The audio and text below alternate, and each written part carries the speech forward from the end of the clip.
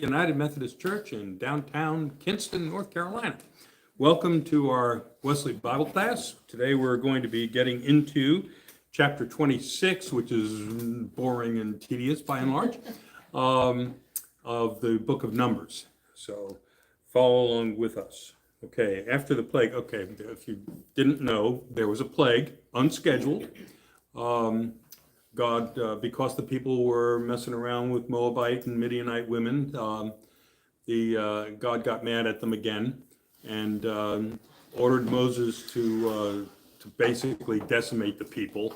And Moses modified that sentence, didn't decimate all the people, just the guilty ones, especially. Okay, and in addition, God sent a plague on the people, killed 24,000 of them. So after the plague. After the plague. The Lord said to Moses and to Eleazar the priest, take a census of the whole congregation of the Israelites from 20 years old and up by their ancestral houses, everyone in Israel able to go to war. Moses and Eleazar the priest spoke with them in the plains of Moab by the Jordan opposite Jericho, saying, take a census of the people from 20 years old and up, as the Lord commanded Moses. All right, so finally, after 40 years, the people have come to their senses.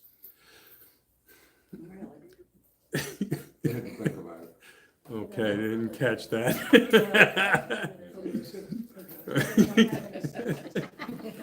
All right, anyway, let's try it again. God wanted a generation he could count on. So. Okay, the class is just going to get worse from here. So. Okay. Yeah, all right. Okay, so he goes through the different tribes and gets an enumeration. And in each one of these, there's a background on whether or not this tribe was relatively obedient or whether they were rebellious and got punished. But there were some survivors, and so because there were survivors, there were a number of people who were in that tribe. And I'm not going to go through the whole thing because it's just, But okay, they're not doing congressional districts, but they are doing a divvying up of the land in advance. So God is telling them that you're going to have allotments, that each tribe is going to have their own territory. And the biggest tribes are going to have the bigger territories. The smaller tribes are going to have smaller territories. Duh. There was some, we get into Joshua, there was some contention over whether or not the territories were fairly distributed. Okay. But it also says that the territories are going to be distributed by lot. And I don't know how you do that, How do you first set a basic, standard for how the territories are going to be divvied up, and then you throw in a completely arbitrary way of doing it? I don't know. It just doesn't seem to make sense. Well, maybe God wants to be in control of what names were thrown out of that lot. Well, that's, they always believed that. Right. Maybe they were testing him to see if he would do it that way. Yeah. Anyway, how many people are we talking about? We're talking about a total of 600 and 1,730 people.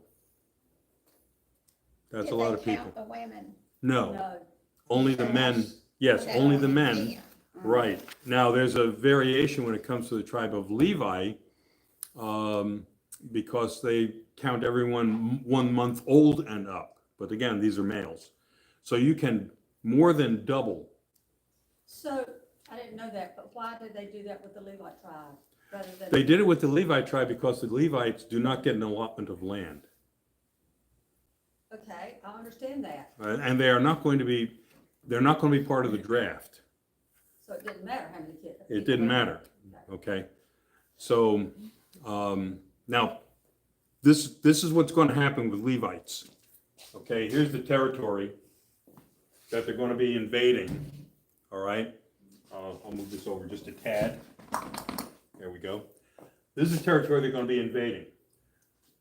there are going to be, within tribes, there are going to be Levites.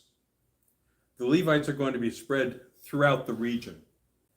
And they're going to be serving as magistrates, they're going to be leading, they're not priests, but they are going to be leading worship and things like that in these territories. They're kind of like what we consider, for now, deacons, okay? Deacons are changing.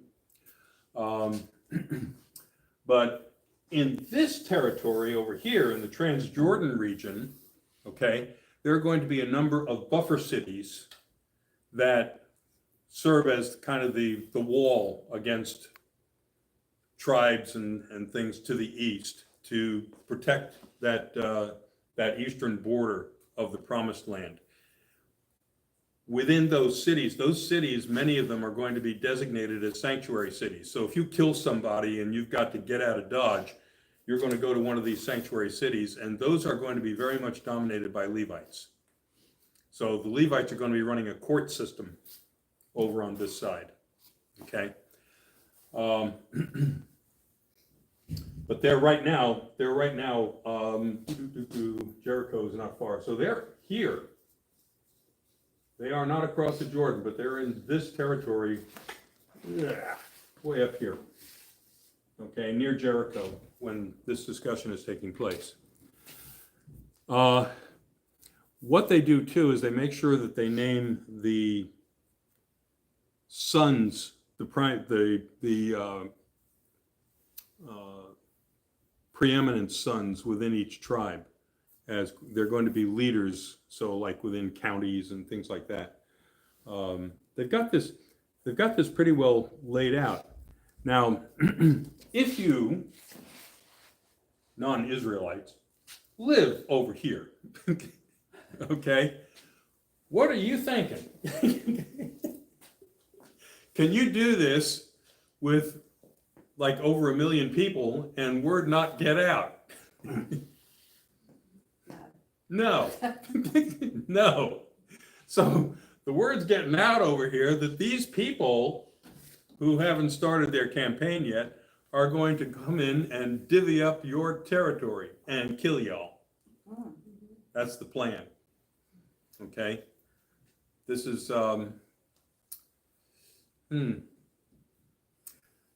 this is pretty much like what we were doing with Native American territory and what the Germans were trying to do with the Eastern European territories. So it's the same kind of thing, but because it's in your Bible, it sounds like a good plan.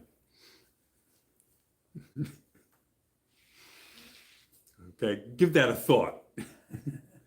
All right. Now, as far as we're concerned, the territories that came under Western populations and Native Americans being driven out, there's still a lot of resentment over that. But there is no effective movement to redesignate those territories as Native Americans. Okay. The attitude that we have in this country is what's done is done. Okay. And that's true with any time there's been a huge invasion, migration, whatever. After a while, it's just a fait accompli. It's, possession is 90% of ownership. So, I'm not saying that any of that is just, I'm just saying that that's just the way it is. And people are not inclined to reverse it. Okay. Now, what does this do? It leads to a tremendous amount of residual animosity. And there's still a lot of residual animosity. Okay. We don't sense it so much in Eastern United States, but in the Western United States, it's really palpable. And if you go into Canada with First Nation, it's really palpable in First Nation. So some invasions work, some don't. Welcome to Cinco de Mayo, okay? And, I don't congratulate Mexico very often, but they did keep the French off our borders. And that was a good thing. Problem is we The have. British and Canada do the same thing, that they push the Native Americans. Oh, yes, very much. The French were much better. The French in Canada had a much better working relationship with Native Americans, and they intermarried with them.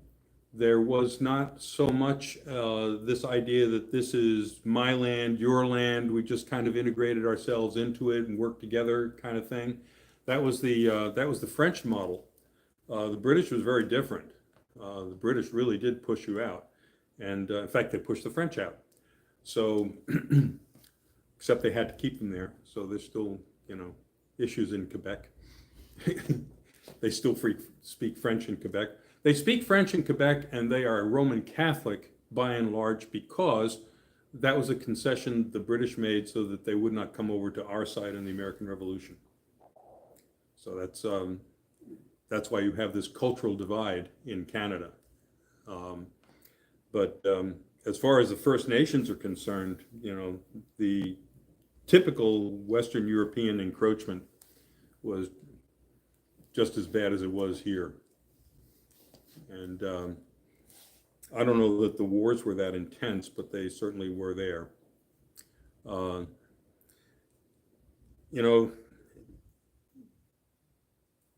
After a while, things just are as they are. And you look back on it, you say, well, this wasn't fair and that wasn't fair. I think one of the things we need to bear in mind, though, is that this model, remember, we were talking about other models that weren't necessarily very ethical, okay?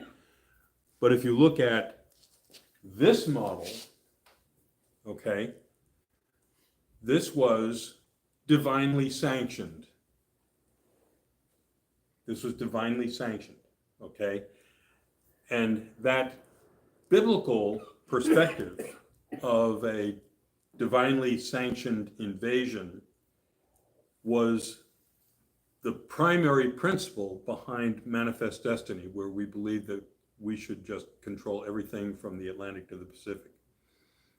Okay, we used this model to justify what we were doing to Native Americans. So isn't that what we do a lot of times, take what out of the Bible, what we think is pertinent to us, and That's why the Bible is so convenient sometimes. Okay? And so what I'm saying is that if you really are a follower of Christ, you have to be very discerning about how you interpret these things. Okay? And whether or not you will use these kinds of things as a justification for persecution of other ethnic groups, an excuse to divest somebody else of their property. But there are a lot of things in the Bible that you can misuse. And because it was divinely sanctioned for these people in the Bible, other people will say, well, aren't we the people of God too? And, there you go. So we can do this too.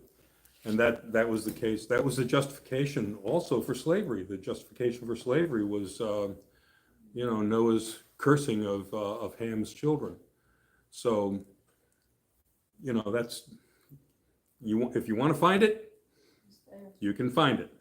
Okay, that doesn't mean that you need to enact it. So what they are talking about is essentially a genocidal invasion of another territory based on the promise of God. All right, now what does that do in terms of the claims of modern Israel? Well, they've been there a long time, It is their homeland. It is also the homeland of all these other people who were here. They did not annihilate them all. Okay, you can see they were then having constant wars with these other nationalities that were there, and so you have competing claims for the territory based on ancient designations. And they're still going on. They're still going on today.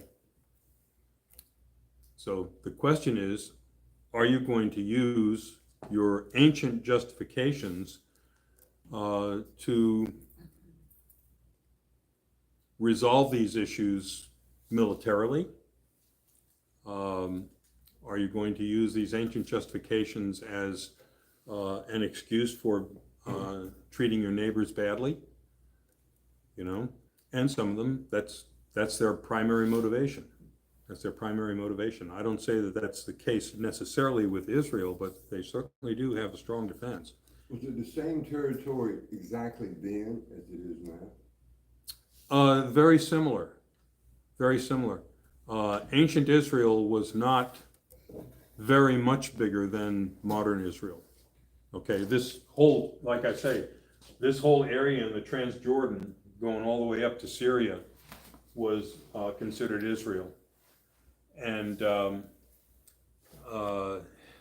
thought Israel was much smaller now. it is. It's much smaller because you have the West Bank is carved out. That used to be Jordanian territory. Okay, and the Jordanians and the Palestinians back in 48 and later in 67 tried to wipe out Israel. Israel not only defended itself, but it captured that territory, which is not part of the first United Nations mandate. So the Israelis were kind of like, we have this territory that belongs to Jordan, and up until very recently, Israel and Jordan were technically still at war. Okay, so they weren't going to relinquish the territory, but they didn't want to own the territory because that would increase the Arab population too much for a national vote.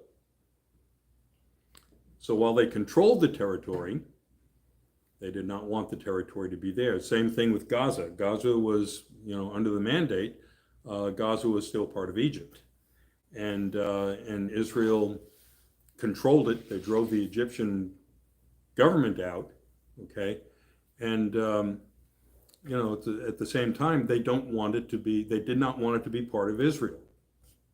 They just wanted to make sure that they weren't going to get invaded from there again. And Do they not want it part of Israel because of the voting rights of the people that were living there? yeah, I think primarily that's the case. I think that's, it was never really technically occupied, because the Israelis, well, there's an argument being made that some of the settlements that are being put in on the West Bank, Israeli settlements, are illegal. Israel, some people in Israel say, well, that's the original part of Israel, so why would, they call it Judea and Samaria, why would they not want to settle there? So these discussions are still going on. This fight is still going on. And it's unfortunate because it would settle down if it didn't have sponsors. Okay? You mean like Iran? Like Iran. Yeah. Iran started this whole thing. Right. It started the whole thing. And the purpose was not really to annihilate Israel, although that's one of their stated purposes. The purpose was to stop a rail line going from Oman all the way through Saudi Arabia into Israel to a port to Tel Aviv in Israel, or Hailat in Israel, so that they could transport oil without going through the Gulf. And Iran thought, well, if they do that, then we can't control the Gulf, or who cares if we do? So this whole war started when the negotiations were very close for Saudi Arabia getting into the Abraham Accords and agreeing to that rail line. So it had much less to do with the existence of Israel, although that's the passion of many Palestinians, a passion that kids are taught in school at our expense. We pay for it, all their learning materials, to hate Jews and to hope for the destruction of Israel. So locally, the people who are engaged in this really want Israel destroyed. Iran really wants Israel destroyed, but they just as soon somebody else did it. So they're paying other people to do it. And they initiated this whole attack just to stop a rail line going through past the Persian Gulf. So it's money, It's always money. always. Follow the money. It's always money. Yeah.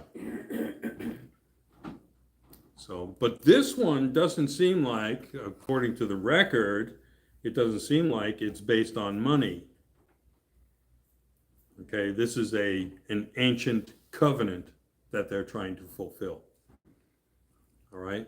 And if you talk to an Israeli today, they'll say that they are fulfilling an ancient covenant.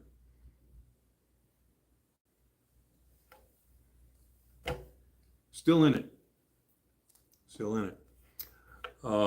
Now, why was it important for them to do this and to include it in the Pentateuch? It was important for them. Any time you're going to go into a military campaign, you've got to know what your assets are. Okay? And so they're doing a census. At this point, because Moses is such a central leader, and Eleazar now, taking over Aaron's spot, are such central, powerful leaders, they can require a census amongst the tribes. Now, you will note that it doesn't say specifically who's doing the census, but it looks like they have designated the tribes to count their own people. Okay? Later on, when David is king, he's going to go to war, and he tells his general Joab to go all through the nation and conduct a census. What does this mean? This means that it's the central government that is doing a census under David. And he considered that to be a huge mistake because the tribes did not want the central government to tell them how to count their people or to designate to what extent the tribes were obligated to provide for the central government. What does this look like? It looks like 1864 in the United States. Okay? Didn't God punish David for doing the census? Yeah. Because God did not tell him to do it. That's correct. So why, I don't get the difference.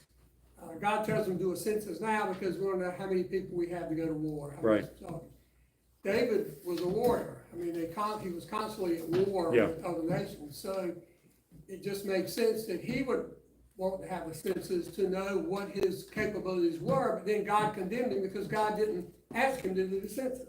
That's right. The central government exceeded its authority. Understand that the nation of Israel was much more of a confederacy than it was a republic. I can see that. Okay? And we've gone through this as a nation as well over the years. I've had the really interesting experience of being in active duty, National Guard, and Army Reserves. And they're all different. They're all very different, okay? But prior to 1865, when we had a very, very small standing army, this nation did not want a standing army. They considered a standing army to have too much of a potential to oppress because they had seen that in Europe. In Europe, the army, in many cases, enforces the law. Okay, in this country, after Reconstruction, we had posse comitatus to prevent that from happening. But the way we were organized was there was a very small cadre of professional soldiers who were trained in military academies. Okay, and they represented a cadre that could, once the militias were called out, they could organize the training and prepare the militias to work in a unified way if the nation had to go to war. So what would happen was that the president, if there was a national emergency, the president would ask the governors to mobilize specific militia units to come into federal service. And then this cadre would organize them into an army. Okay? So when South Carolina decided to shoot some guns, the president put out a levy. And most of the southern states ignored it. Okay? But they mobilized their own militias for state defense. Interesting thing happened in North Carolina. We were the last ones to get a levy because we were vulnerable. And there was a strong potential that North Carolina could stay in the Union. We were a very, very, very divided state. And so Lincoln held off on mobilizing the militias in North Carolina until the last minute. And when the call went out for militia, I think it was Governor Martin at the time, there's a list that the president issues for the governor of the numbered units of militia, okay? And the governor changed the numerical designation of North Carolina units so that they didn't appear on the list. Okay, this created a huge headache for me later on because Governor Hunt wanted to reestablish the North Carolina state militia, which is, by the way, in the state constitution, including a naval militia, okay? And he wanted state militia units. So he wanted the history detachment to do the lineages, and those numbers could not be the original unit numbers of North Carolina militia before the Civil War. They could not be the numerical designations after secession, okay? And they couldn't be designations that were official designations on the books for units that had existed but were no longer existent. So they might have been active duty numbers for units that have been deactivated or replaced, or unit designations change sometimes. So I had to research all of that stuff to come up with a set of numbers that didn't interfere with anybody's lineage. Okay? And it was a mess. Not as much of a mess as the North Carolina militia. The North Carolina militia was not federally funded. It was state funded entirely. It could not be mobilized. It was made up of people, very often they were people who were well-meaning and wanting to help and stuff like that. The governor, I think, wanted to use them mostly for traffic control in an emergency or something. And that would be fine, I guess, but then he wanted to arm them. And then what is the standard of training for the people that you're arming? And what is their status in the state when they are armed? I know if the North Carolina Guard is called out, their status is the same as a deputy sheriff. So with all the liabilities involved with that. And he got every jerk veteran that he could find to get into the state militia. Some of the officers were so sketchy. They were all political appointees, and some of them had just come out of the Klan, and it was just, oh gosh, it was terrible. It was a mess. They were so bad that the North Carolina Guard did not want to be mobilized with them around. Okay, you didn't want to get into an area where they were doing even traffic control for you. They were so bad.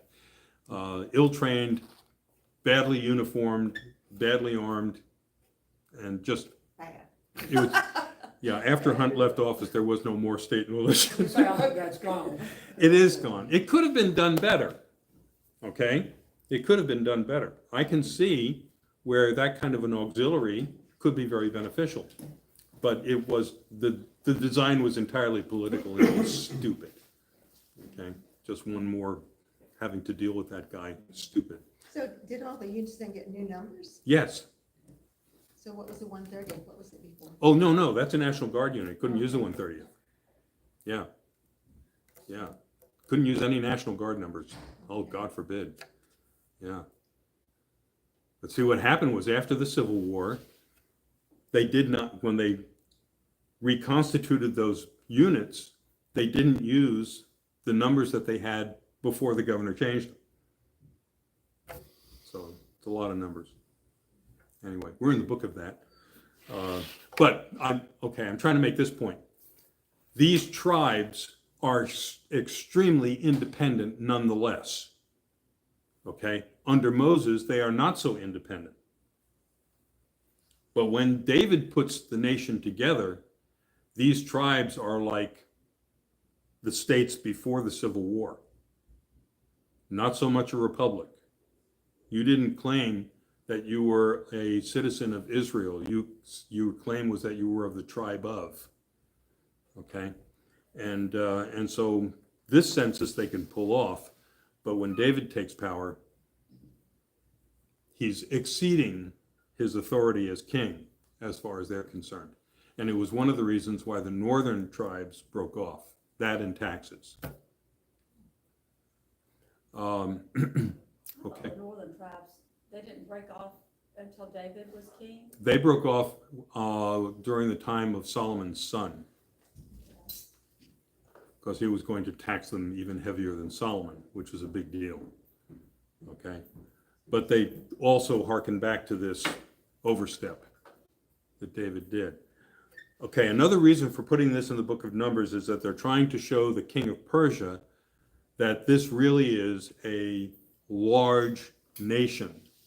This isn't just some ad hoc little group that he needs to send back to the territories.